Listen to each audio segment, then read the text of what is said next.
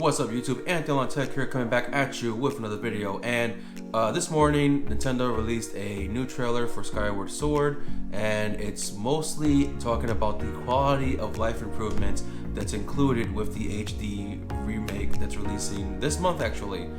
So there is a bit of information to go through here. They had a few key points that they wanted to make known, so let's just get into it and talk about it. The first thing they talked about with the quality of life improvements is a new optional help from Fi, basically the bird that Link would ride on in the game.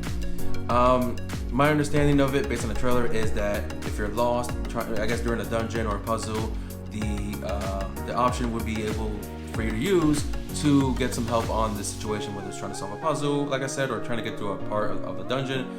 So there's the option to get the extra help from that character. Kind of like Navi from Ocarina of Time. I don't know how much more helpful or how less helpful it'll be in this game. I never played Skyward Sword, so I don't know pretty much anything about it at all. So that's one of the things they mentioned in this trailer. The next thing they mentioned is enhanced control options. Now this is a big one for me because I kind of had speculations about this from all the other trailers that we've seen, and I think it's pretty much confirmed now in that the game I don't think is compatible with the Pro controller. Now, before you have any comments about that, if you were unaware, Let's Go Pikachu and Let's Go Eevee were not compatible with the Pro controller either.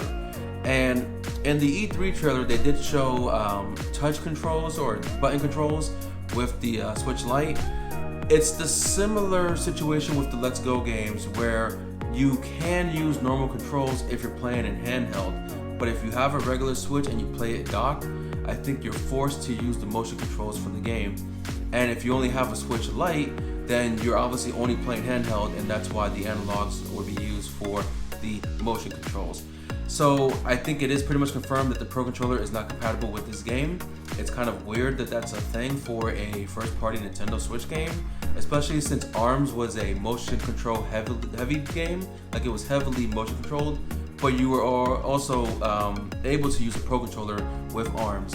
Not a good comparison because ARMS wasn't good at all, but just the idea that you can't use a Pro controller for Zelda, it's kind of strange. But that is basically what I believe is happening. Now, I could be proven wrong. There could be Pro controller support, but I believe they would have shown that if it is in there. So as far as we can see, it's only handheld controls or motion controls for the game. So that's kind of disappointing for some. And the final note that they mentioned in this video, in this trailer, was additional quality of life features. Now, one of those things is more detailed information on the items you gather. I can't believe that wasn't a thing when the game was released on the Wii. Like, you're telling me there was a time where this game didn't tell you almost anything about the items you got? That's strange. Like I said, I never played the game, so I don't know how it was on the Wii. I don't know exactly what they meant by detailed information on these items. I don't. But there is other features as well. There's the enhanced frame rate for the game to play more smoothly than it did on the Wii. I'm hoping that's true. They do have an option now where you can speed through the dialogue. There might be some dialogues that are just longer than it should be, or just really long dialogue. So like other RPGs that get remastered and re-released, they have options to speed up the game a little bit, so you can speed up the dialogue in this game. And skippable cutscenes. I can't believe that wasn't a thing before, but if you play through the game and you remember it completely and you want to skip through the cutscenes, you have that option now to skip through the cutscenes. I am forced to watch the cutscenes because I never played it, and I am interested in the story. I'm not a huge Zelda fan. I only beaten Breath of the Wild, and I almost beaten Ocarina of Time when I had it. I just recently got Link's Awakening, so I'm not a Zelda fan, but this game does look interesting. The story does look interesting. My understanding is that this is like the start of Link's adventure from the beginning. So I'm fascinated in learning more about this. So I guess I'll be okay watching the cutscenes and everything. But that's basically all the information they had for this trailer, because we did get the one about the amiibo a while back, and if you didn't know, the amiibo just lets you go from ground to sky and sky back to your last ground position instantly, instead of going to a save point to do it from there. And it's unfortunate because the amiibo is going to cost $25 and it's already been scalped and purchased by people. I can only imagine that if you are trying to get it at release at normal price, Best Buy might be your best option if you do it online at after midnight, around or after midnight. Other than that, you're probably not going to get this amiibo at normal price, and if you want it, you're going to have to pay an arm and a leg and maybe another arm and a leg to get it. That's unfortunate, but like I said this in a previous video. I probably said it in the podcast that I'm part of. Someone or a few people are going to release a amiibo card. Actually, let me show you. They do have on Amazon these amiibo cards. They're cards of the characters, and they work as amiibos.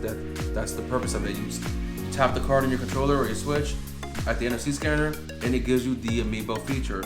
So I understand you want to buy an amiibo figure like the ones I have here, or the ones other people have. I know you want to have a collectible figure. I would like, the amiibos when they come out. Like I was forced to get the NFC cards for Monster Hunter Rise because I couldn't get the amiibos for that. But if you want to get that feature, wait till an amiibo card comes out on Amazon. They'll probably make a bundle. These only cost like $10, and you get like 24 cards, and you get the book to cover them. I even got a set for Smash Bros. So they'll probably sell like for this game a smaller one, like the Monster Hunter one, this little tiny one. Probably get one of those. Like I said, same thing. It's just not an actual figure.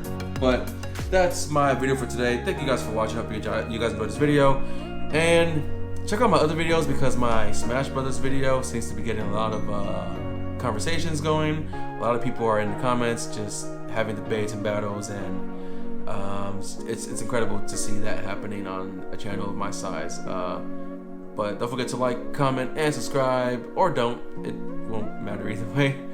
I'm Anthony Online Tech, and I will see you guys next time.